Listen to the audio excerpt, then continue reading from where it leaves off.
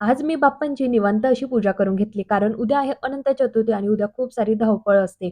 त्यामुळे आज छान अशी पूजा केली. त्यानंतर आली बेडरूममध्ये. ब्लँकेटच्या घड्या घालण्याचं काम मात्र माझ्याकडेच असतं. ब्लँकेटच्या घड्या घालून कपाटामध्ये ठेवून दिलं. आज काही बेडशीट चेंज करायचं नव्हतं. त्यामुळे त्याला व्यवस्थित झटकून पिलो व्यवस्थित ठेवून घेतला. जेव्हा मी असं बेडशीट छान आवरते, त्यानंतर मी एकच काम करते. ते म्हणजे हँगरचे कपडे आणि स्टँडवरचे कपडे गोळा करायचे आणि ह्या बेडवर आणून टाकायचे. हा ड्रेस मी मागवलेला आहे Mishoवरनं.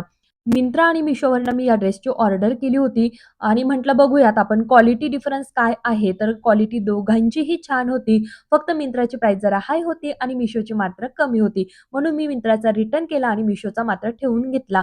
जिथे आपल्याला परवडतं ना, तिथे शॉपिंग करावी. सण किंवा लग्नकार्य असो, तेव्हा फक्त एकच काम जे वाढतं ना, ते म्हणजे कपडे. कारण दिवसभरामध्ये 1-2 ड्रेस बदललेच जातात आणि घरामध्ये ढिगभर असा कपड्यांचा पसारा झाला होता. मूड चांगला होता, त्यामुळे मी लगेच कपड्यांच्या घड्या करून घेतल्या. बाहेर मात्र पाऊस पडतच होता. बंद होण्याचं काही नावच घेत नाहीये तो सध्या.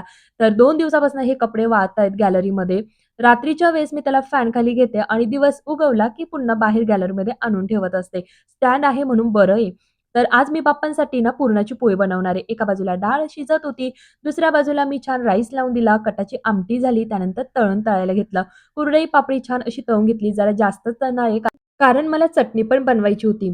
पावसाचं बाहेर वातावरण आहे म्हणून म्हटलं गरमागरम भजे बनवूयात. तर मी कांदा, बटाटा आणि गिलक्याची भजी बनवणार आहे. यातले कोणतेही भजे अहोंना आवडत नाहीत. त्यांना फक्त मिरचीचे भजे आवडतात. त्यांच्यासाठी सुद्धा मी मिरचीचे भजे बनवायला घेतले. कुरडई पापडी गार झाली होती म्हणून त्याला कॅरी बॅगमध्ये लगेच ठेवून घेतलं. कारण बाहेर पावसाचं वातावरण आहे, सादळायला नको. छान याला पॅक करून घेतला. त्यानंतर पोळ्या बनवून घेतल्या. माझा सगळा स्वयंपाक आवरला. आज आहे शुक्रवार आणि माझा असतो वैभव लक्ष्मीचा उपवास.